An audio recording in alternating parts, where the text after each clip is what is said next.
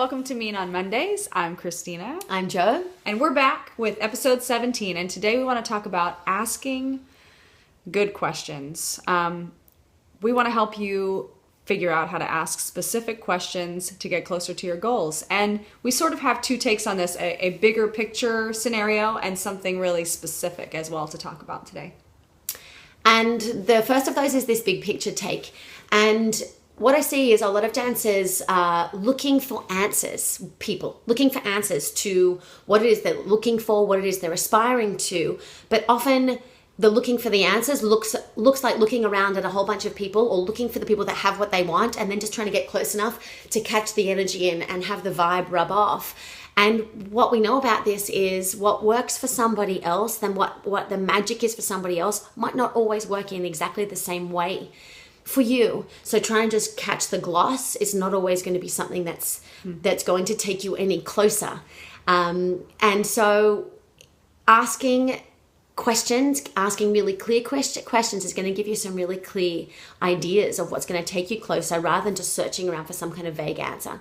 And a really quick example would be when you sit down at a cafe and you want to order something to eat and you have this vague feeling of I'd like to be full and I'd like to enjoy my food and maybe pizza, maybe salad, maybe soup, and you're doing all of this. I want something good. Yeah, I want something good. If you say this to the waiter or the waitress without any other clarification, you're going to get a whole bunch of mush to eat. Right. Which is not what we want. We don't want mush to eat, and we definitely don't want mush in our dance goals or in our life goals. Right, you want to get really specific. And the other thing we want to talk about is asking good questions in every situation. So whether it be in class or at an audition, asking great questions with your agents, and asking for advice, to people who are doing what you want to be doing, or, a mentor that you trust who can give you nice, really clear direction and hopefully help you along the way. Information that you can use, not just a few words because you weren't really specific with the kind of information or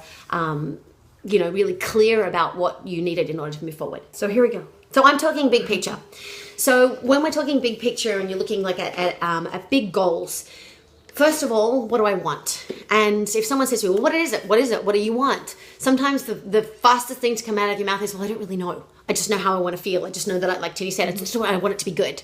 I just know that I want to have what she's having. Or you give that little vague thing like what you said. Well, I want to be this and I want to do that, but you're not super clear. Yeah. And a way to get closer to identifying what it is that you want is to notice what you're aspiring to. Who is it that you notice yourself being drawn to or admiring or in awe of, and what is it they're doing, or what is it about what they have or they're doing that you're particularly aspiring to, or where do you get a little envious? What are you a little bit jealous of? I actually don't think jealousy has to necessarily be a bad thing. Right. It's just a big fat arrow pointing out that maybe there's something about that you really would like to experience for yourself. And the same with disappointed. When we're disappointed that something didn't happen or that we didn't achieve something or disappointed in any way, it's usually a telltale sign that there's something there that we want.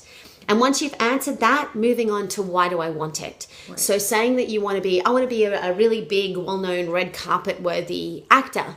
Asking yourself, why do I want that? Is it that I'm, being honest with yourself when you answer? Do you want fame? Do you want just to be a celebrity? Do you want to just be seen? Do you like being in front of a camera? Do you like to get the cool clothes? Absolutely. Is it that you want to be popular and you want to be seen? Or do you like acting?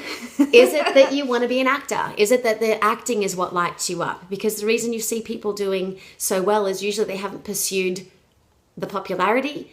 They've pursued what they were passionate about, and because they're passionate about it and it lights them up, they shine. And when you shine, obviously that's something that people start to notice, and then that often draws attention, which is really what the media is drawing attention. And then once you've done that, ask yourself, am I willing to do what it takes? And this is where things get tricky, because sometimes we say, yes, absolutely, but be honest about what it takes. If what it takes is the work, if what it takes is the investment, if what it takes is the discipline, if it means doing the small little jobs first, or staying up late after you come home from your day at school or your day at work to work on scripts, if it means learning how to take the uncomfortable or vulnerable feedback, are you still willing to do what it takes?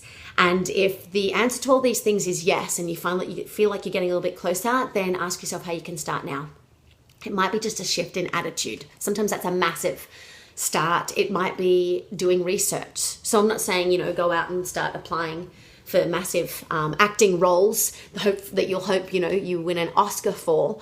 But how can you take a small step right now and then keep taking those small steps every day? Good stuff to think about. Okay, here we go with the other scenario. The close-up. Yes. Angle number 2. Okay, so I'm a student in class and I am wanting to know, this teacher has obviously taught us the 8 counts, and I think, do I know if that's the right arm or the left arm? Now, has this question already been answered? If I ask it, is this the right arm or the left arm? Or can I wait one more count? Thank you to one of my friends who says that phrase. Can I wait one more count and go, I'm going to wait for them to explain it again without having to interrupt and ask that? Because that might be just an unnecessary question. Do I need to know where my dance teacher got her shoes right now? Do I need to know how much time is left in class? Let's ask smart questions and let's ask questions that are necessary. So then when you do have a question, think about, is this question going to be something I'm asking out that will give me information I need or can use? Like, is it really going to be useful for me to ask this? And if this question possibly could have already been asked, because I know this has happened to you as a student or as a teacher, you hear someone ask a question, and then someone asks it again, and then someone will ask it again, and you're like, are you kidding me? Where was your brain for a moment? It left the building. Yes, pay attention. Or just open your ears. Just pay attention, because lots of times important things are being, shouted out by other people, not only the teachers, that you really might need to know. And then the last thing is, when I get the answer or when a question is answered for someone else, am I really applying that to myself? Which kind of goes back to what we were talking about before with, being able to listen and apply things that you think might not have anything to do with you. But why not take into consideration the answer to any question and go, yes, I will take that on board. It's definitely what you said about paying attention before, but it's also about, I feel like there's an underpinning energy of respect too. Respect in the timing that you have with your questions. Respecting the opportunity to ask questions, because usually it's a short-lived opportunity. Class only goes on for so long.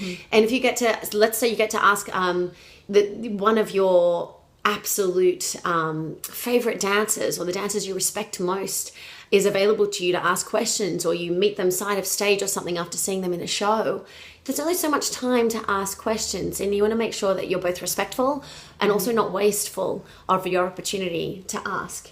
Asking for a selfie in that moment might be the waste of an opportunity to ask them, what their favorite thing about being part of that show was, or how, what did they feel like the key factor was to them arriving at this show, making a choice to choose this one and not something else. Totally. So when it boils down to it, questions are going to get you closer to answers. So choosing not to ask any is almost choosing to stay in a state of kind of vagueness. But then respecting yourself, respecting who you're asking the question of, and being honest with yourself as you're asking the question and with the information that you get in response, which means paying attention and applying it and being real with yourself about where you're at with all of the information. Totally. Yeah, here's to getting closer to what it is that we want. Here's to being way more specific. Figure out your question and... Okay. My choreography. Have a good one. Bye.